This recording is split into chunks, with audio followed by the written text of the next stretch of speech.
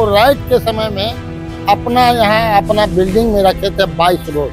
উনি বেঁচে থাকতে এখানে ওই অ্যাটাক করবে এরকম ক্ষমতা আমার মনে হয় কারোর ছিল। আমার বাবারা ওনাকে নমস্কার করতো, আমার বাবারা ওনাকে নমস্কার করে বাড়ি গায়ে। লোকটা তো যা করেছে পাড়ার জন্য করেছে, কারো ক্ষতি করে। অনেকে ধর্মপতাকে দেখেই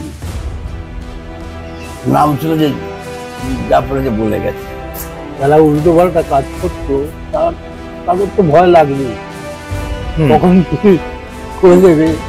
उनको हम अपना जीवन में मैंने मोटरसाइकिल पकड़ के हम चलाते हुए नहीं देखा। दोनों हाथ में तेगा। उनका नाम था गोपाल पटना।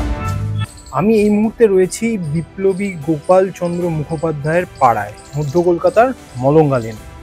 আমি এখানে এসেছিলাম একটা পডকাস্ট করব সেই ভেবেই। ওনার নাতি শান্তনু মুখার্জির সাথে একটা যেরকম আমরা পডকাস্ট করে থাকি টি4 টেলসে। এখানে যখন আমি এসে পৌঁছই আমি পাড়ার লোকেদের সাথেও একটু কথা বলছিলাম, এখানকার পাড়ার লোকেদের সাথে, যার ক্লিপিংটা আপনারা দেখলেন শুরুতেই। তো কথা বলতে বলতে বলতে বলতে রিয়েলাইজ করলাম যে এই যে কন্টেন্টটা আমি বানানোর চেষ্টা করছি এটা পডকাস্টের থেকে একটু বড় করা যেতেই পারে, কারণ প্রচুর রসদ আছে। একটা জিনিস লক্ষ্য করে দেখবেন, এই যে যাদের আমি ইন্টারভিউ আপনাদের দেখালাম তারা কিন্তু সবাই 50 ঊর্ধ্ব। এই মলঙ্গা লেনের বুকেই যারা নবীন তারা কিন্তু গোপালবাবুর ইতিহাসটা জানে না, কারণ জানার মাধ্যম নেই। আমাদের ভারতবর্ষের, আমাদের পশ্চিমবঙ্গের বহু স্বাধীনতা সংগ্রামীর মতন গোপালবাবুর ইতিহাসটাও লুপ্ত হয়ে গেছে। আমরা কটা বিপ্লবীকে, কটা স্বাধীনতা সংগ্রামীকে অনুসরণ করতে পেরেছি। শান্তনু দা, এই যে নিউলি ফাউন্ড একটা জনপ্রিয়তা, কিরকম লাগছে? মাথা ধরছে খুব। একই প্রশ্ন বারবার একই প্রশ্ন বারবার বিভিন্ন রকম ঘুরিয়ে রাজনৈতিক অরাজনৈতিক নানান রকমের প্রশ্নের সম্মুখীন হতে হচ্ছে। তো আমরা কিছু কিছু প্রশ্ন এড়িয়েও যাচ্ছি, আর যেটা মূল বক্তব্য, যেটার জন্য আমরা আমাদের পরিবার থেকে যেটা নিয়ে প্রতিবাদটা হয়েছে সেটা তুলে ধরছি। এই এখন মিডিয়ায় তোমার দাদুকে নিয়ে প্রচুর চর্চা। আমি একটু অন্য জিনিস জিজ্ঞেস করি, তোমার ঠাকুমা কেমন ছিলেন? মানে আমি কেন এই জিনিসটা জিজ্ঞেস করছি, আমি রাত্রিবেলা 10:30 পৌনে 11টা যদি বাড়ি না ফিরি আর বাই চান্স ধরো ফোন ধরছি না, আমার বউয়ের পালমিটেশন হয়ে যায়, তো কোথায় গেল কোথায় গেল কোথায় গেল। তোমার দাদু বিপ্লব করছেন, তো তোমার ঠাকুমা কি চাপ নিতেন ব্যাপারটা নিয়ে নাকি সাপোর্ট করতেন? কোনো প্রশ্ন করতে পারতেন না। আর উনি যাই করে এসেছেন বা যাই করেছেন কোনোদিন কোনো অন্যায় করেননি। তো বিপ্লব করতে গেলে দেখুন রক্ত ঝরবেই, পুলিশ খুঁজবেই, পালিয়ে লুকিয়ে আত্মগোপন করে থাকতেই হবে, এটা স্বাভাবিক ব্যাপার। তো সেই জায়গাগুলো উনি বুঝেছিলেন যে এইরকম একটা ঘরানা থেকে যখন উনি বড় হয়েছেন, ওনার এই যে কাজগুলো, এই কাজগুলোর মধ্যে উনি কোনোদিন হস্তক্ষেপও করেননি। ব্যাপারগুলোকে এক প্রকার বলতে গেলে অ্যাকসেপ্টই করেছে। এটা তো তোমার ঠাকুমার গল্প তুমি বললে, আমি আমার ঠাকুমার একটা গল্প বলি। মানে ঘটনাচক্রে আমরা এমন একটা জায়গা বসে আছি যেখান থেকে ঢিল ছোঁড়া দূরত্বে হচ্ছে শহীদ মিনার, দ্য নোটোরিয়াস শহীদ মিনার। আবার এখান থেকে ঢিল ছোঁড়া দূরত্বে হচ্ছে ইন্ডিয়ান মিরর স্ট্রিট। আমার ঠাকুমা ইন্ডিয়ান মিরর স্ট্রিটের মেয়ে। ছোটবেলায় একটা গল্প বলেছিল, 46 সালের অগস্ট মাস, আমার ঠাকুমা তখন অবিবাহিত, স্কুল থেকে বা কোথা থেকেও মানে দুপুরবেলা নিচে নেমেছিল, ওপরে যাচ্ছে বিল্ডিংয়ের। বাড়িতে যখন ঢুকছে দেখে গেটের বাইরে ঠেলাতে একটা ঠেলাওয়ালা হেলান দিয়ে ঘুমাচ্ছে। সিঁড়ি দিয়ে উঠতে উঠতে রে রে রে রে রে আওয়াজ শোনে। স্বাভাবিকভাবেই বারান্দা দিয়ে উপরে গিয়ে মুখ ঝুঁকিয়ে দেখে ঠেলাওয়ালার বডিটা ঠেলায় আছে, মাথাটা নেই। তখন যখন শুনেছিলাম ব্যাপারটার গুরুত্ব বুঝতে পারিনি। অনেক পরে যখন আমি 1946 16 অগস্ট ডাইরেক্ট অ্যাকশন ডে, শহীদ মিনারের পাদদেশ থেকে এই যে ভয়ঙ্কর হিন্দু নরসংহারের ডাক দিল মুসলিম লীগ, সে ব্যাপারে পড়লাম, ঠাকুমার বলা গল্পটা না কোথাও আমার চোখের সামনে ভেসে আসতো, জানো তো। এবং আমি বুঝতে শিখলাম why it is called the great Calcutta killings. এবার দেখো, ইন্ডিয়ান মিরর স্ট্রিটের ওই রেড়ে করে লোক আসা এবং মলঙ্গা লেনেও রেড়ে করে লোক আসে 17ই অগস্ট সকালবেলা। ফারাকটা হচ্ছে মলঙ্গা লেনে 33-34 বছর বয়সী এক ব্যক্তি ছিলেন, যার নাম গোপাল মুখোপাধ্যায়। তিনি রুখে দাঁড়ান। কোনোদিন কি দাদুর মুখে শুনেছো এক্স্যাক্টলি 17 তারিখ তোমাদের এই পাড়ায় কি হয়েছিল? আমাদের এই বাড়িতে অ্যাটাক হয়েছিল, তো তাকে আইডেন্টিফাই করে তাকে মেরে ছড়িয়ে দেওয়া হয়, যে যে এসেছিল অ্যাটাক করতে। মানে ওর উদ্দেশ্যটা হচ্ছে দরজাটাকে জ্বালাবো। মানে এই অ্যাটাকটা তোমাদের বাড়িতে হয়েছিল, টার্গেটেড অ্যাটাক ছিল? বাড়িতে ওই দেখে একটা তরোয়াল বার করে তরোয়াল দিয়ে তাকে মারা হয়। মারতে তরোয়ালটা ল্যাম্পপোস্টে লেগে ভেঙে যায়। তারপরে লাঠি নিয়ে তাকে মেরে একেবারে গল্প করে দেওয়া হয়। खेल खत्म। খেল খতম। ये जो है ना पूरा मुसलमान एरिया था। अच्छा। और कितना कटाया मराया, कितना घर छोड़ करके भागा, हाँ। कितना ड्रेन में कटाया डाला। 46 में उस रोज, मतलब जिस दिन यहाँ पे दंगा शुरू हुआ 46 साल में। हाँ 1946 की मैं बात कर रहा हूँ। हाँ हाँ हाँ। तो आपको याद है कि इस मोहल्ले में उस दिन हुआ क्या था? मारकाट हुआ था। कौन आया था मारने को? कौन आया था मारने को? बाहर से आया था, बाहर से आया था। आपके बारे में बहुत चर्चा सुन रहे हैं कि आपके साथ गोपाल बाबू का कोई रिश्ता था। मैंने हमरा वो प्रिय थे। वो राइट के समय में अपना यहाँ अपना बिल्डिंग में रखे थे 22 रोज रखे। जब राइट थोड़ा शांत हुआ तो हावड़ा जा करके, वो घड़ी सिक्का चलता था चांदी का। अच्छा। 12 रुपया में जाके टिकट कराए हैं। हावड़ा रेल पर बैठा के कहीं की रफीक सलसत होगा तब यहाँ आना, न तो सलसत नहीं होगा तब तक नहीं आना। अच्छा। दंगा फसाद वो होने नहीं दिए। अकेला रोका? हाँ, उनको हम अपना जीवन में मैंने मोटरसाइकिल पकड़ के हम चलाते हुए नहीं देखा। दोनों हाथ में तेगा। उनका नाम था गोपाल पट्टा। গোপাল বাবু যদি না থাকতেন তাহলে পশ্চিমবঙ্গর অনেকটা বড় সিংহভাগ মানে শতাংশ চলে যেত পূর্ব পাকিস্তান কিংবা আজকের বাংলাদেশ। আজকের বাংলাদেশ, এটা আমি বিশ্বাস করি। একদম না বিশ্বাস না, এটাই পরিকল্পনা ছিল। এবং গোপাল বাবুর এটা একার পক্ষে করা সম্ভব হয়নি। কিন্তু যে কোনো কাজ করতে গেলেই একটা নেতৃত্বের প্রয়োজন হয়। ঠিক ঠিক ঠিক। সেইটা দাদু দায়িত্ব নিয়ে করেছিলেন। তার কারণ একটাই, যে উনি এমনই একটা ঘরানা থেকে উনি ছোট থেকে বড় হয়ে উঠেছেন, যে মানুষটাকে দেশপ্রেম শেখাতে হয়নি। দেশের সংকটময় পরিস্থিতিতে কখন নিজেকে নিয়োজিত করতে হবে সেইটাও ওনাকে শেখাতে হয়নি। যার কাকা অনুকূল মুখোপাধ্যায়, তাকে সত্যি দেশপ্রেম শেখাতে বোধহয় হয় না, প্রয়োজনও পড়েনি। উনি সেই জায়গাটা থেকেই নিজের বীরত্বটা, নিজের প্রতিবাদটা উনি করেছেন। আচ্ছা, আমি একটা জিনিস বলে রাখি, অনেকেই জানবেন না, যেটা আমরা সবাই জানি চট্টগ্রাম অস্ত্রাগার লুণ্ঠনের গল্প। অজন জানে যে এই কলকাতার বুকে আর.ডি. রোডা অ্যান্ড কোম্পানি, সেটা একটা অস্ত্রের শোরুম ছিল। অনুকূল মুখোপাধ্যায় এই মধ্য কলকাতার বুকে সেই অস্ত্রের শোরুম থেকে অস্ত্র লুট করে। মাউজার বন্দুক লুট হয়েছিল, রাইট? এবং সেই মাউজার বন্দুক পৌঁছে যায় তৎকালীন বড় বড় বিপ্লবীদের কাছে। যারা সশস্ত্র বিপ্লবে বিশ্বাসী ছিলেন তাদের সমস্ত গুপ্ত ঘাঁটিতে পৌঁছে যায়। তো আমার দাদা প্রশ্নটা এইখানেই তো তোমার কাছে, যে যে সম্মানটা পাওয়া উচিত ছিল,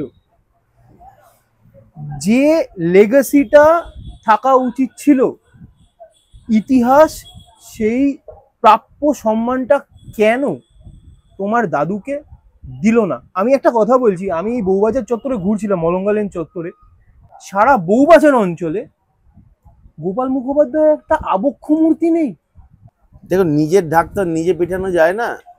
সত্যি কথা বলতে, আজকে আমরা যে 2025 এসে দাঁড়িয়ে আছি, এই ঘটনাটা অনেক আগের ঘটনা, আজ থেকে 80 বছর আগেকার ঘটনা। তো আমরা কটা মানুষকে মনে রেখেছি। আমি একটা ছোট্ট উদাহরণ দিচ্ছি। নন্দন চত্বরে এক সাংবাদিক বন্ধু, টিনেজার, যারা ওই স্কুল কলেজ এইরকম বয়সের ছেলে মেয়েদেরকে দাঁড়িয়ে বেশ কিছু প্রশ্ন করেছে। তার মধ্যে আমি 2-1টা বলছি। তো তাদেরকে জিজ্ঞাসা করা হয়েছিল যে বন্দে মাতরম কার লেখা।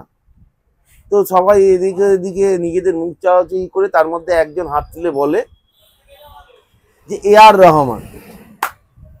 তাকে হ্যাটস অফ। আচ্ছা, দ্বিতীয় হচ্ছে যে ভাই ভগৎ সিং কোনথা।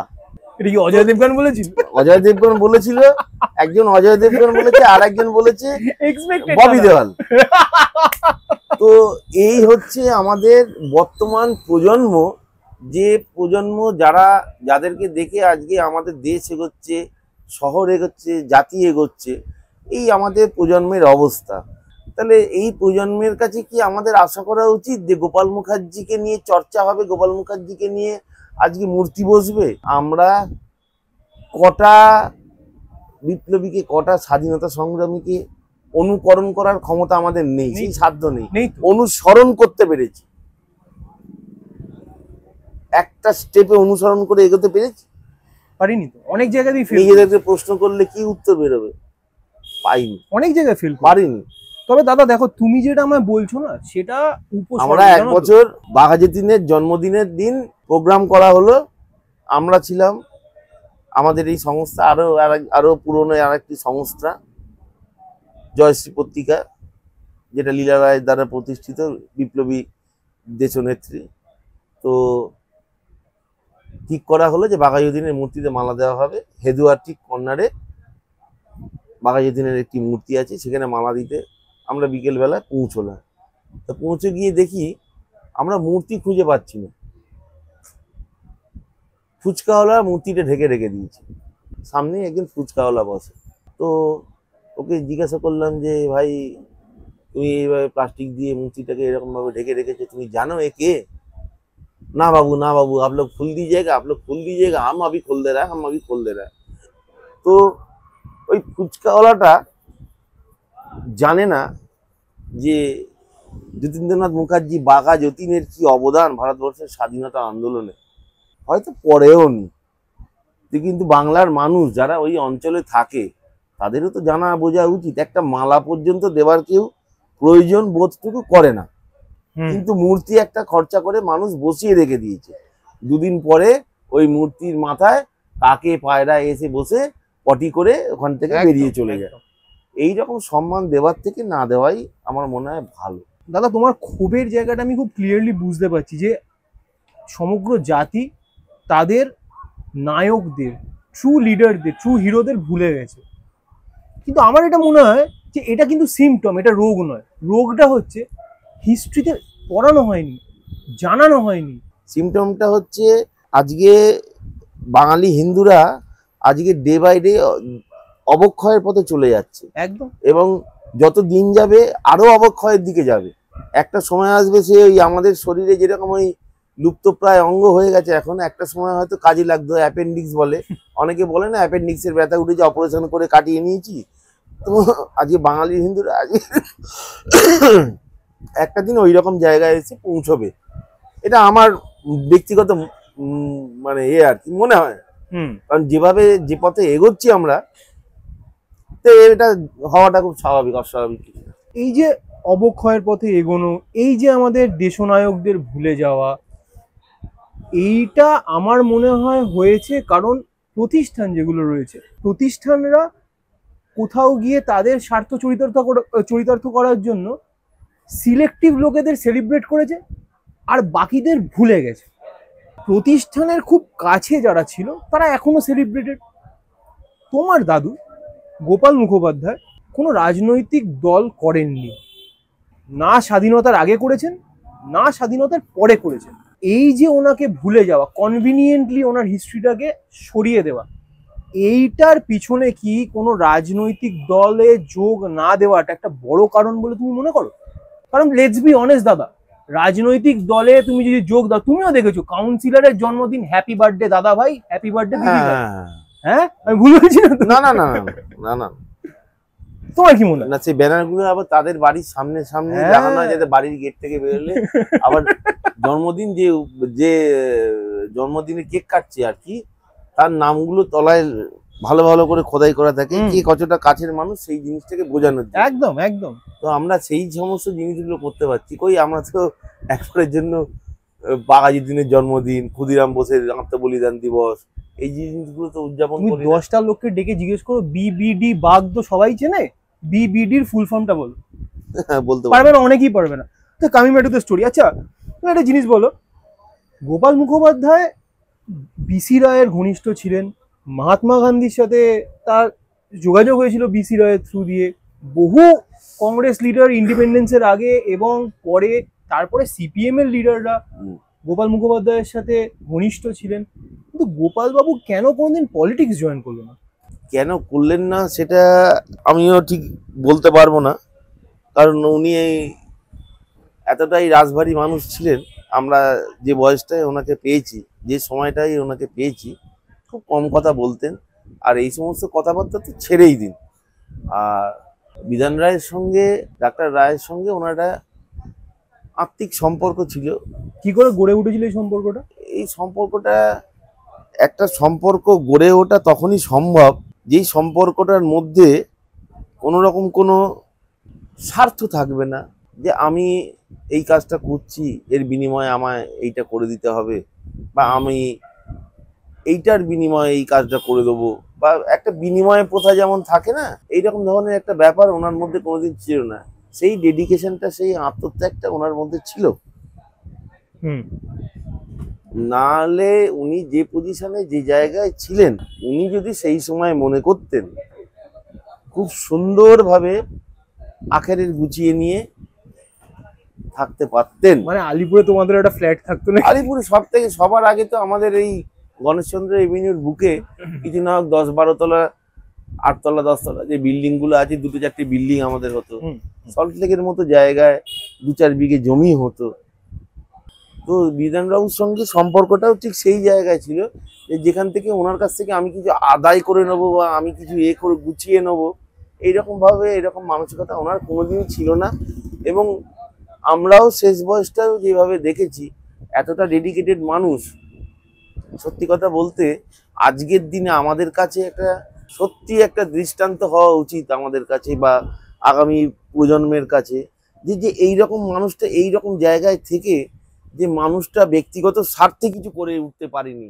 এখন যেরকম রাজনীতির পরিবেশটা এসে গেছে, তখন তো অতটা ছিল না। মানে আমার দেখায় আমি কোনোদিন দেখিনি যে বিশাল রাজনীতির সাথে জড়িয়ে আছে, সেরকম আমি কিছু দেখিনি। উনি নিজের ব্যক্তিগত এতেই মানে পরিসরেই উনি থাকতে ভালোবাসতেন। লোকটা তো যা করেছে পাড়ার জন্য করেছে, কারো ক্ষতি করেনি।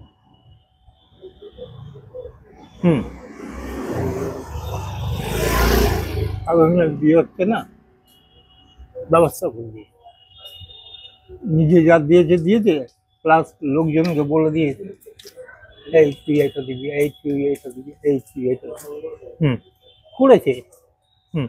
যে আজকে ওপরে চলে গেছে, যেটা করেছে, যেটা জানি বলতে কোনো অসুবিধা।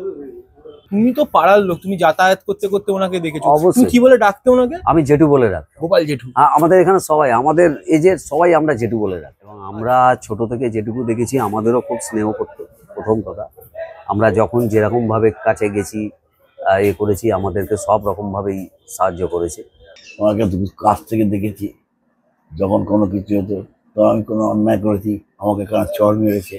হ্যাঁ হ্যাঁ, মার খেয়েছো না? হ্যাঁ উনি তো খুব শক্তিশালী ছিলেন। হ্যাঁ, মার খেয়ে তখন আমার বয়স কত, 13-14 বছর বয়স ছিল। আমার বাবারা ওনাকে নমস্কার করতেন, আমার বাবারা ওনাকে নমস্কার করে বাড়ি গায়ে যেত। আচ্ছা, এরকম ব্যাপার আছে। আচ্ছা, এত যে প্রশংসা করছো, এটার কারণটা কি? মানে শ্রেষ্ঠ বলছো, খুব ভালো মানুষ বলছো, এটার কারণ কি? আমরা আমাদের বাবাদের মুখে, আমার বাবা জ্যাঠাদের মুখে যেরকম ওনার সম্বন্ধে সব শুনেছি, আমরা তো আর তখন জন্মাইনি, কাজেই আমরা বলতে পারবো না। আমরা যেরকম শুনেছি তার থেকে মানে মনের ভেতরে একটা মানে শ্রদ্ধা তো আসবেই, জন্মাবেই। তো সেই কারণেই উনি আমাদের চোখে একটা বিরাট মানে। তোমার দেখা ওনার শ্রেষ্ঠ কাজ কি? শ্রেষ্ঠ কাজ বলতে ওনার আমি এই নেতাজি বার্থডে, যেটা নেতাজি বার্থডে, যেটা 23শে জানুয়ারি থেকে 26-27শে জানুয়ারি অব্দি হয়, এটা একটা বিরাট একটা মানে মানে নামকরা মানে মানে এই এলাকা কলকাতা শহরে অনেকেই জানে যে এইখানে ওই এটা হয়, মানে নেতাজি বার্থডেটা হয়। এখন অনেক জায়গায় হচ্ছে, কিন্তু বাট এখানে যেটা হয় সেটা এক্সেপশনাল। আগে তো তোপ দাগা হতো, এখনো হয়, বিশাল ভিড়ও হয়, বহু মানুষ আসে। এবং এখানে যে তোপধ্বনিটা হয়, এটা মানে কলকাতা শহরে অনেক অনেক মানুষ জানে। দাদু যাকে আজীবন কাল মেনেছেন, বা যার নীতি আদর্শ কে মেনে নিয়ে এগিয়েছেন একমাত্র দেশনায়ক নেতাজি সুভাষচন্দ্র বোস। আচ্ছা, আমি শুনেছি নেতাজি মেয়র থাকাকালীন তোমাদের এই 8/1 মলঙ্গা লেনের বাড়িতে 39 মলঙ্গা। 39 মলঙ্গা লেনে এসছিলেন। হ্যাঁ, অনেক মানে একাধিকবারই এসেছেন। তো নানান রকম পরামর্শ, নানান রকম আলোচনা কাকার সঙ্গে করা। কাকার সাথে কাকা মানে অনুকূল বাবুর সাথে। আচ্ছা আচ্ছা, নেতাজি অনুকূল বাবুর সাথে দেখা করতে? হ্যাঁ, সেই সুবাদে ওনার সংস্পর্শে আসা, ওনার সান্নিধ্য পাওয়া, আস্তে আস্তে ওনার ভাবধারায় নিজেকে দীক্ষিত করা, ওনার নীতি, ওনার আদর্শ, ওনার ন্যায়, ওনার সমস্ত কিছুতে আস্তে আস্তে রপ্ত করে নেতাজির ভাবধারায় দীক্ষিত হয়ে আজীবন কাল উনি নেতাজিকে একটা আইডল মেনে সে সংসার ত্যাগ করেছেন। যারা স্বাধীনতা সংগ্রামী ছিলেন তাদের সাথে আমরা জেনারেলি কিরকম ট্যাগ অ্যাসোসিয়েটেড হতে দেখি? দেশনায়ক, দেশবন্ধু, শহীদ। গোপাল মুখোপাধ্যায়কে মোস্টলি আমরা যে নামে চিনি সেটা হচ্ছে গোপাল পাঁঠা। এটাতে পাঁঠা অ্যাকচুয়াল কথাটা হচ্ছে পাঠা, আকার ঠয় ঠয় হসন্ত আকার পাঠা। আমাদের এইখানে সেই আত্মোন্নতি সমিতি যে সময় পরিচালিত হতো তখন কলকাতা শহরের প্রচুর জায়গাতে ব্যায়ামাগার, আখড়া গড়ে উঠেছিল। আখড়াগুলোর উদ্দেশ্যটাই হচ্ছে আগে নিজেকে বলিষ্ঠ করো, নিজেকে সেই রকম ভাবে তৈরি করো, তারপরে বহিঃশত্রু আক্রমণ থেকে নিজের দেশকে বাঁচাবে। তো এই আখড়াগুলোতে এই আমাদের এইখানে মলঙ্গালের যে আখড়া, সেই আখড়ায় নিয়মিত দাদু কুস্তি করতেন, মুগুর ভাঁজতেন, লাঠি খেলা করতেন, তরোয়াল চালাতে জানতেন, যেগুলো সিদ্ধ হস্ত এগুলো। তো এই যে কুস্তির আখড়ায় তখনকার দিনে আমরা যেগুলোকে যাদেরকে স্পেশাল পুলিশ বলি আর কি, সিভিল ড্রেসের পুলিশ, তো ওগুলো বেশিরভাগ তখনকার দিনে বিহার, ইউপি বিহারি এরাই করতো। আখড়ায় কুস্তি করতেন? হ্যাঁ, আখড়ায় কুস্তি করতে আসতো মাঝে মধ্যেই। তো সেই সুবাদে তাদের সঙ্গে হ্যাঁ। তারপরে হচ্ছে এই পাঁঠা ব্যাপারটা হচ্ছে, পাঠা মিনস হচ্ছে একটা ব্রেভ, মানে হচ্ছে একটা সাহসিকতার ব্যাপার। বুকের পাটা বলে না যে ছেলেটার বুকের পাটা আছে, একা ঢুকে গেল। তো এইরকম পাঠা ব্যাপারটা, পাঠার সঙ্গে ওনার তৈরি যে মাংসের দোকান, সেই বিজনেসটার সঙ্গে ওনার কাজটাকে নিয়ে যারা নিন্দুক তারা আজও করে। তো ওই মানে পাঠাকে মিলে একটা অপভ্রংশ বলতে পারো। এবার একটা জিনিস বলো দাদা, একটা প্রবলেম হচ্ছে পাবলিকের তো খুব সিলেক্টিভ জিনিসপত্র, মানে সিলেক্টিভ মেমোরি, এবং আমাদের চট জলদি জিনিস খেতে খুব ভালো লাগে। চট করে একটা রিলে দেখে নিলাম। গোপাল মুখোপাধ্যায়ের জীবনটা তো রিলে দেখলে চলবে না, মুশকিল আছে। গোপাল মুখোপাধ্যায় তো খালি 1946 আগস্ট মাসটার জন্য বিপ্লবী ছিলেন এরকম ব্যাপারটা নয়, বা এটা সম্ভব না যে কেউ হঠাৎ করে বিপ্লবী হয়ে উঠবে। একটা ঘরানা আছে, তার বাড়িতে বিপ্লব দেখেছেন। তো আমার প্রশ্নটা হচ্ছে 46-এর আগে এরকম কোনো ঘটনা আছে কি যেটা প্রমাণ করে যে ওনার বৈপ্লবিক সত্তাটা কিরকম ছিল? স্বদেশিয়ানার ঘরানায় থেকে উনি বেড়ে উঠেছিলেন। বেড়ে উঠে 42-এর আন্দোলন যখন হয়, গান্ধীজি ডাক দেন ভারত ছাড়ো আন্দোলন, জাতীয় বাহিনী তৈরি করে, ভারতের জাতীয় বাহিনী তৈরি করে ওই গান্ধীজির ওই ডাকে সাড়া দিয়ে কলকাতা শহরের বিভিন্ন জায়গায় মিছিল, মিটিং, বিক্ষোভ প্রদর্শন, ভাঙচুর, এইরকম সমস্ত ঘটনা হয়। এটা উল্লিখিত। পরবর্তীকালে গান্ধীজির যে নীতি, গান্ধীজির যে আদর্শ, অহিংস পরম ধর্ম, এক গালে চর মারলে আর এক গাল বাড়িয়ে দাও, ওকে মারতে দাও, তো এই নীতি আদর্শ মেনে নিতে পারেননি। কারণ উনি দীক্ষিত হচ্ছে সশস্ত্র ঘরানা থেকে, সশস্ত্র বিপ্লবের ঘরানা থেকে। লড়াই করতে হবে, লড়াইয়ের বিনিময়ে স্বাধীনতা অর্জন করতে হবে। আমি সবকিছু জানছি, জেনে লোকের কাছে দাঁড়িয়ে মার খাচ্ছি, এটা খুব প্যাথেটিক ব্যাপার। যাই হোক, তো ওই মতবিরোধ হওয়াতে উনি এক হয়, বসে যান 42-এর ওই আন্দোলনের পর। এবং এই জাতীয় বাহিনী আবার এই সিকিওর করা কিছু অস্ত্র শস্ত্রও ছিল, জোগাড়ও ছিল ওনাদের। কি করে খালি হাতে তো হয়নি, এখন নানামুনি নানা মত আছে। আমাকে একটু দ্বিতীয় বিশ্বযুদ্ধের পর এইখানে আমেরিকান আর্মিদের বিভিন্ন এই ব্যারাকে, যেটাকে আমরা বউ স্ট্রিট বলি, ব্যারাক, এই সমস্ত অঞ্চলে ওরা এসে ঘাঁটি গেড়ে ছিল। তো তাদেরকে 1-2 বোতল উইস্কি দিলে তারা এক এক বাক্স গুলি, হুম। একটা ফায়ার আর্মস, ছোট স্মল আর্মস ওরা দিয়ে দিত। এই করে করে কিছু কিছু জিনিস সংগ্রহ করেছিলেন। শান্তনুরা দু একটা রিভলভার আর এক এক মানে বলছি এক আমি, বাক্স গুলি দিয়ে তো আর বিপ্লব হয়নি। না না না, তো এইরকম করে কিছু সংগ্রহ ওনার ছিল। তাছাড়াও সব থেকে বড় কথা হচ্ছে দাদুর এক প্রকার ছায়া সঙ্গী বলা যেতে পারে, যে সবসময় তার গাড়ি চালাতেন, সঙ্গে থাকতেন। তো দাদু মারা যাওয়ার পর সেই মানুষটাকে আমি একটা ইন্টারভিউ করেছিলাম, ওনাকে জিজ্ঞাসা করেছিলাম যে কোত্থেকে দাদু এসব জিনিসপত্র মাল মশলা কোত্থেকে কালেকশন করতে, বলতে গোপালদা আমাদের হাতে তুলে দিয়েছে কাজ করার জন্য, এইখানে যা, এখানে অ্যাকশন আছে, এখানে এই আছে, তারা ব্যবহার করেছে, ব্যবহার করে জিনিস আবার নিয়ে এসে দিয়ে দিয়েছে।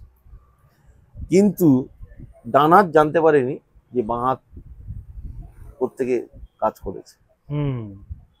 তো সে- সিক্রেসি ছিল। তো যখন সে জেনে উঠতে পারেনি যে সবসময় তার গাড়িতে করে তার ঘুরছে, সবসময় এ করছে, তো আমাদের কি করে বলবে?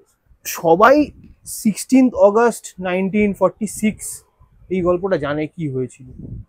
বহু মানুষ আছে এরকম যারা জানেন না যে ঠিক তার 1 বছর পরে যখন ভারত স্বাধীন হচ্ছে 15ই আগস্ট 1947 মহাত্মা গান্ধী কলকাতায় ছিলেন বেলেঘাটার একটি বাড়িতে। হুম, যে গোপাল মুখোপাধ্যায় গান্ধীজির বিরোধিতা করেছেন মতাদর্শগতভাবে, সেই গোপাল মুখোপাধ্যায়কে কংগ্রেসিরা ডেকে নিয়ে গেছেন গান্ধীজিকে প্রোটেক্ট করার জন্য। এই গল্পটা তুমি বলো। গান্ধীজি তো এখানে এসে আশ্রম করেছিলেন হায়দারি মঞ্জিলে। তো ওই তৎকালীন কংগ্রেসের নেতৃত্ব স্থানীয় যারা ছিলেন, বিধানবাবু ছিলেন, বিজয় সিং নাহার, কালীপদ মুখার্জি, এনাদের মাধ্যমে এনারা চেয়েছিলেন যে একটা শান্তির বাতাবরণ ফিরে আসুক, সমাজের মূল স্রোতে এরা ফিরে আসুক। তো উনি সকলকে আহ্বান করলেন যে সকলে অস্ত্র সমর্পণ করো গান্ধীজির কাছে।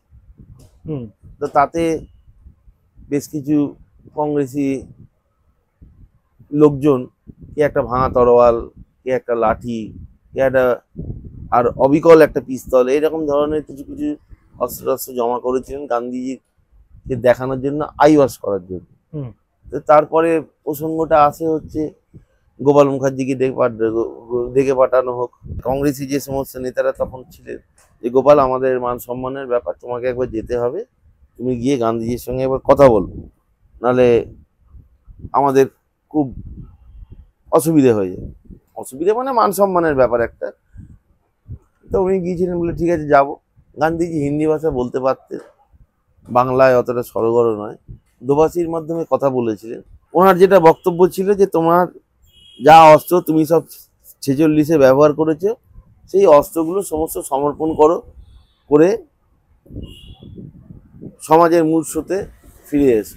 এক মিনিট, এক সেকেন্ড, একবার কাটছি। কি বলে সমাজের মূল স্রোতে ফিরে এসো? মানে গান্ধীজির ভাষায় কি গোপাল বাবু মানে সমাজের মূল না স্রোতের না বাইরে না, ছিল? তা না, মূল স্রোতের বাইরে না, মানে ওই অস্ত্র জমা দিয়ে তোমরা আবার অহিংসার পথে হাঁটো। হ্যাঁ। আচ্ছা। তো এই কথাটা শোনার পরে বলেছিলেন যে যদি সেটা একটা ছুঁচ বা একটা পেরেকও হয়ে থাকে, যেটা দিয়ে আমি আমার দেশ বাঁচিয়েছি, আমার মহল্লা রক্ষা করেছি, আমার মা বোনেদের ইজ্জত রক্ষা করেছি, আমি আপনার কাছে জমা দেবো না। এটা গান্ধীজি চোখে চোখ রেখে বলেছিল। বলে ওখান থেকে উনি বেরিয়ে এসেছেন। পরবর্তীকালে গান্ধী শিবির আক্রমণ হয়। এটা কবে? 47-এর সময়? হ্যাঁ, পরবর্তীকালে গান্ধীজির শিবির আক্রমণ হয়। যে মারাত্মক এমন একটা পরিস্থিতি তৈরি হয়েছিল, যেই পরিস্থিতিটা পুলিশের পক্ষে সামাল দেওয়া বা পুলিশের পক্ষে প্রোটেকশন দেওয়া গান্ধীজিকে খুব একটা মানে প্যাথেটিক অবস্থায় ওরা দাঁড়ায়। তো তখন আবার সেই কংগ্রেস নেতারা যারা নেতৃত্বস্থানীয় ছিলেন, যে গোপাল, গান্ধীর যদি কিছু একটা হয়ে যায় আমাদের মান সম্মান চলে যাবে এর কাছে, তুমি একটা কিছু করো, তুমি একবার চলো। গান্ধীজি এরকম খুব ইনসিকিউর অনুভব করছেন, তো ঠিক আছে আমরা যেতে পারি, আমাদের ছেলেরা গান্ধীজির পাহারা দেবে। টোটাল এরিয়াটা পাহারা দেবে। তবে হ্যাঁ, এই জিনিসটা দাদুও করতেন না, কারণ এটা একটা বিরাট ডকুমেন্ট, যে ডকুমেন্টটা আমাদের কাছ থেকে ডিস্ট্রয় হয়ে গেছে। তো গান্ধীজি অহিংস পরম যার ধর্ম, উনি ওনার প্যাডে লিখে দিয়েছিলেন যে যদি প্রয়োজন পড়ে ছেলেদের কাছে ফায়ার আর্মস আছে, ব্যবহার করতে পারো তোমরা আমাকে বাঁচাতে। এটা ডিস্ট্রয় হয়ে গেছে। ডিস্ট্রয় হয়ে গেছে। তো যে কারণে এই ব্যাপারটাকে আমরা সব জায়গাতেই ওভারলুক করে দিই। বললাম যদি এটা নিয়ে একটা কন্ট্রোভার্সি তৈরি হবে আর কি। যারা গান্ধীবাদী দেখি তারা বলবে না গান্ধীজি এরকম লিখতে পারে না, যারা এবাদী সুভাষবাদী আছে যারা জানে তারা জানে। তোমার দাদু কোনোদিন ডায়েরি লিখতেন না? না না না, এটা যদি লিখতেন না, বিবেক অগ্নিহোত্রীর কাছে যদি একটা তোমার দাদুর ডায়েরি পৌঁছতো তাহলে বোধহয় সব থেকে ভালো হতো। না না, ডায়েরিতে আমরা জীবন্ত বসে আছি, ডায়েরি পৌঁছলে ভালো হতো। উনি তো জীবন্ত ডায়েরিদেরকেই উপেক্ষা করে দিয়েছে। আমাদের তো ডাউট হচ্ছে যে আমাদের নিজস্ব আইডেন্টিটি নিয়ে, আমরা পরিবারের লোক কিনা। ওনার যে এখনো পর্যন্ত ওনার নাতি নাতনিরা ওনার পরিবার রয়েছে, তো সেই জায়গাটাই আমার একটা ডাউটফুল জায়গায় উনি করে দিয়েছে। প্রাইমারি রিসার্চ হিসেবে যে কোনো ফিল্ম ডিরেক্টর যদি এরকম কোনো বড় মাপের ব্যক্তির ব্যাপারে কোনো কাজ করে, তাহলে প্রাইমারি এভিডেন্স তার বাড়ির লোক হয়।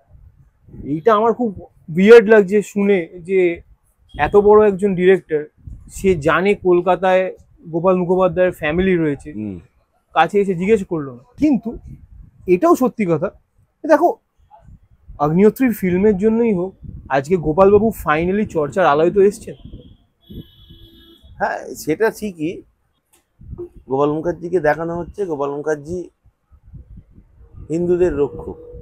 হ্যাঁ, বাঙালি হিন্দুদের মধ্যে উনি বীরত্বের কাজ করেছেন, বীরত্ব দেখিয়েছে। ওনার যে ঘরানা থেকে, সশস্ত্র বিপ্লবের ঘরানা থেকে উনি বড় হয়ে উঠেছেন, নেতাজির ভাবধারা আদর্শে উনি দীক্ষিত। তো সেক্ষেত্রে ওনার কাছে এই লড়াইটা, দেশের এই সংকটময় পরিস্থিতিতে, যেখানে দেশ জাতি সংকটে, সেই সংকটময় পরিস্থিতিতে হাতে অস্ত্র তুলে নিয়ে উনি লড়াই করেছেন। সেটা তো বেঙ্গল ফাইলসে দেখিয়েছে। অসুবিধাটা কোথায়? মানে তুমি গিয়ে এফআইআরটা করে দিলে। বেঙ্গল ফাইলসে তো আমরা জানি না উনি কিভাবে দেখিয়েছেন। অ্যাটলিস্ট ট্রেলার দেখে আমার তাই মনে হচ্ছে যে সেভিয়ার অফ হিন্দু বলেই দেখিয়েছে। ভারতবর্ষের বুকে এরকম মানুষ রয়েছে যারা জৈন ধর্মাবলম্বী, যারা গুজরাটের লোক, এনারা সকলে গোমাংস এক্সপোর্ট করে। তাহলে ওই ব্যক্তিগুলোকে কি আমরা কসাই বলে সম্বোধন করব? গোপাল মুখার্জি ব্যবসা শুরু করেছিলেন পারিবারিক যে পরিস্থিতিতে কাকা তখন রাজবন্দী হয়ে জেলে, সংসার চালাতে গেলে আর্নার মেম্বার কিছু একটা করতে হবে। এর মানে কি উনি কসাই ব্যাকগ্রাউন্ডের মানুষ? আমরা যে নাতি নাতনিরা যে প্রতিবাদটা জানিয়েছি, আমার দাদুর চরিত্রটাকে উনি বিকৃত করেছেন। আরে একথা কসাই মানে কি? উনি কি বলতে চাইছেন? এত বছর বাদে গোপাল মুখার্জিকে নিয়ে একটা ছবি এসছে, সেটা দেখানো হলো না, সেটার জন্য আমরা যে খুব আনন্দিত সেটা নয়। আমাদের মেন প্রতিবাদটা হচ্ছে যে বিবেক অগ্নিহোত্রীজি উনি যে ছবিটা ডাইরেক্ট করেছেন, ওনার একটা জানা উচিত ছিল গোপাল মুখার্জির সম্বন্ধে আমাদের কাছে এসে। আচ্ছা, তুমি শুনেছো যে তোমার দাদুকে কসাই বলছে, এক্কা কসাই? হ্যাঁ, উনি তো ইন্টারভিউতে বলেছেন। আচ্ছা, কারণ তুমি ইন্টারভিউ বলছো তো, আমি ট্রেলারে দেখলাম। এখন যে ট্রেলারটা অ্যাভেলেবেল আছে তাতে কিন্তু গোপালবাবুকে যখন দেখলে, সৌরভ দাস যিনি অভিনয় করেছেন, সেখানে কিন্তু এক্কা কসাই বলে ট্রেলারে অ্যাটলিস্ট নেই। সিনেমা আমিও দেখতে পাইনি, তুমিও এখনো দেখতে ওনার ইন্টারভিউতে কথা বলছি, উনি ইন্টারভিউতে বলছেন এক্কা কসাই। আমরা প্রথম থেকেই বলেছি ছবিটা সব জায়গায় হোক, ছবি আরো আসুক, ছবির বিরুদ্ধে আমরা একদম নেই, কিন্তু ইতিহাসকে বিকৃত করার অধিকার ওনার নেই। एक सिनेमा आया है बाइस्कोप, अच्छा, तो इस सिनेमा में दिखाया जा रहा है कि गोपाल पंठा जो थे वो एकदम मतलब मुसलमानों को मार काट के फेंक दिए थे नहीं 46 के राइट के टाइम पे। नहीं, ऐसा नहीं है। हमको खुद 22 रोज रखे हैं, तो हम कैसे कहें? हम जब राइट रहता है, वो ऐसा रहता तो जीने देते, हमको खत्म नहीं कर देते। सही बात। ये कोठी मुसलमान के एगो बच्चा कैसे अथी करबारी था, इसलिए बच गया। इस कोठी में 500 अंदर किए थे गोपाल बाबू की, बाहर नहीं निकलना। जब राइट खत्म होगा तो अपना अपना और रास्ता सब लेना। मुसलमान थे, 500 के 500। सब मुसलमान, एगो ई बाड़ी रह गया, एगो ऊ मुसलमान की बाड़ी रह गया। न तो मारकाट में सब जगह छोड़ करके भागे, पलाए। 1946 সালে 16ই আগস্ট যে ঘটনাটা ঘটে সেটা একদিনে ঘটেনি, ধীরে ধীরে ধীরে ধীরে একটা পলিটিক্যাল চাপানুতর, একটা দুটো কমিউনিটির মধ্যে, হিন্দুদের মধ্যে মুসলিমদের মধ্যে ভুল বোঝাবুঝি জায়গা থেকে ধীরে ধীরে ধীরে ধীরে শহীদ মিনারের নিচ থেকে একটা বিস্ফোরক মন্তব্য এবং নরসংহার শুরু। কাট টু 2025, আজকের দিনেও দাঁড়িয়ে আমরা দেখছি, লেটস বি অনেস্ট, হিন্দু এবং মুসলমানদের মধ্যে এখন যথেষ্ট টেনশন রয়েছে, মিসআন্ডারস্ট্যান্ডিং রয়েছে, এবং হোয়াটসঅ্যাপ ইউনিভার্সিটিটা খুললে মোটামুটি মিস ইনফরমেশনের চূড়ান্ত রয়েছে। তো এই পরিস্থিতিতে বেঙ্গল ফাইলসের মতন একটা সিনেমা কি বানানো প্রাসঙ্গিক? আমি প্রশ্নটা কেন জিজ্ঞেস করছি, এর দুটো সাইড আছে। এক হচ্ছে হ্যাঁ প্রাসঙ্গিক, কেন? কারণ হচ্ছে ইতিহাস জানা দরকার, ইতিহাস না জানলে আমরা ইতিহাস থেকে শিক্ষা নিতে পারবো না। এর ফ্লিপ সাইডটা হচ্ছে, একদম একদম এর ফ্লিপ সাইডটা হচ্ছে আমরা কি আদেও ইতিহাস থেকে শিক্ষা নিই? এমন একটা সময় দাঁড়িয়ে বেঙ্গল ফাইলসের মতন একটা ছবি কি আমাদের পুরনো ক্ষতটাকে খুঁটে ঘা করে দেওয়া নয়? তোমার কি মনে হয়? সিনেমাটা যতক্ষণ না দেখছি এই জায়গাটা, এটা দাদা, এটা সিনেমা দেখার দরকার নেই, ট্রেলারটা দেখে স্পষ্ট সিনেমাটা কি হতে চলেছে। এবং যে ডিরেক্টরের কথা হচ্ছে তার আমরা যদি লাস্ট কিছু হতেও পারে আবার নাও পারে, কোনো রাজনৈতিক অভিসন্ধি, রাজনৈতিক স্বার্থ চরিতার্থ করার জন্য হতে পারে, আবার নাও পারে। ওনার সেফ খেলছো কেন? তোমাকে তো বলেই যে তুমি তৃণমূল করতে। না, আমি সেই রাজনৈতিক জায়গায় আমি যেতে চাইছি না। উনিও নিশ্চয়ই কোনো সেই রকম চশমা পরেছিলেন, বা সেই চশমা পরে উনি দেখতে পেয়েছেন দিব্য দৃষ্টি দিয়ে যে আমি কোনো বিশেষ দলের সঙ্গে যুক্ত। যাই হোক, আমি আমার সেই দৃষ্টিভঙ্গি নয় বলে আমি ওনাকে ডাইরেক্টলি আমি কোনো কথা বলছি না। তুমি পার্টি করো কোন? আমার কোনো পার্টির সঙ্গে মেম্বারশিপ নেই। করো তুমি? রাজনীতি আমাদের যা পৈতৃক ব্যবসা, আমার এখনো মিট শপটা আছে, তাই ওটা তো আমাদের যেটা আছে সেটা চলছে। তুমি ব্যবসাদার মানুষ? হ্যাঁ, ছোটখাটো ব্যবসায়ী। আপনি গোপাল মুখোপাধ্যায়কে দেখেছিলেন তো? হ্যাঁ, ভালো। আচ্ছা, কাকা বলতেন। কাকা বলতেন? হ্যাঁ। আচ্ছা, অনেকে ওনাকে বলে সমাজসেবী, আবার নিন্দুক, কিছু নিন্দুক আছে যারা ওনাকে বলে ডন। আপনার পাড়ার লোক, আপনার কি মনে হয়? দেখুন, ডন কথাটা আলাদা। ডন ছিল বলতে গেলে অন্য ধরন, বাইরে মস্তানি ফস্তানি করতে গেলে সেখানে ঢুকে দাঁড়াতো। এই পাড়ায় কেউ মস্তানি করতে আসলে? এই পাড়ায় তো কারো ক্ষমতা তোলাতো। আদার ওনার দোকান আছে, তোমার আপনার কলেজ স্ট্রিটে আছে, হ্যাঁ, তারপর ভবানীপুরে আছে, মাংসের দোকান আছে, ওইসব জায়গা ওনার খুব চলতি। কিছু লোক ওনাকে ভয়ও পেত। ভয় পেত? কারা ভয় পেত? যারা 2 নম্বর ধান্দা করতো তারা ভয় পেত। অনেকে তার গোপালদাকে দেখেইনি, নাম শুনে যে যা পেরেছে বলে গেছে। সত্যি বলতে না, বাজে কথা বললি কেন? उनको सामने कोई खड़ा नहीं होता था, लेकिन हमरा से खैनी बना के खाते थे। आपसे खैनी बना के खाते थे और खिलाते थे। बढ़िया। तो चाचा, आज कैसे याद करते हो उनको? उनको जिंदगी में हम भूलेंगे ही नहीं। जब मर जाएंगे ना तबे याद भूलेगा, ना तो जिंदा जी उनको यादगार नहीं भुलाएगा। শান্তনু, দা লাস্ট কোয়েশ্চেন, তোমার দাদুর লেগেসি তুমি কিভাবে চাও লোকে মনে রাখো? দেখুন, মনে রাখতে চাও বা করতে চাও বলতে তার অনেক রকমের মাধ্যম আছে। সিনেমা হতে পারে, বইও হতে পারে, বা আরো মাধ্যমেও মানুষ জানতে পারে। হ্যাঁ, তো যে মাধ্যম দিয়েই জানুক না কেন, ইতিহাসটাকে যথাযথ জায়গায় রেখে যদি মানুষকে জানানো হয়, তার মনে হয় একটা মাহাত্ম্য অন্যরকম থাকে। পরিবারের তরফ থেকে কি তোমরা কোনো ইনিশিয়েটিভ নিচ্ছ যে ইতিহাসটা? না, আমরা এখনো পর্যন্ত সেইভাবে কোনো ইনিশিয়েটিভ নিইনি, বা সেই রকম ভাবে এখনো পর্যন্ত কোনো। এটা কিন্তু তোমাদের করা দরকার আমার মনে হয়, মানে করা- হিস্ট্রিকে প্রিজার্ভ করা- করা, তোমার না। ফ্যামিলির হিস্ট্রিকে প্রিজার্ভ করার কর্তব্য তোমার। হিস্ট্রিকে প্রিজার্ভ করার দরকার তো আছেই, তো সেটা নিয়ে আমাদের পরিবারে একবার আলোচনাও করতে হবে যে কিভাবে কি করা যায় না করা যায়। একটা চিন্তা ভাবনা, এটা সময় সাপেক্ষ, ব্যয় সাপেক্ষ, সব একদম রকমই একদম। তবে ব্যাপার। রিকোয়েস্ট করবো, করো। হ্যাঁ। ঠিক আছে দাদা, হুম। তোমার সাথে তুমি যে টাইম দিলে হুম। এটাই আমার কাছে যথেষ্ট, কারণ তোমার তো অনেক চাপ চলছে এখন। তো এই ছিল আমাদের এপিসোড গোপাল মুখোপাধ্যায়কে নিয়ে।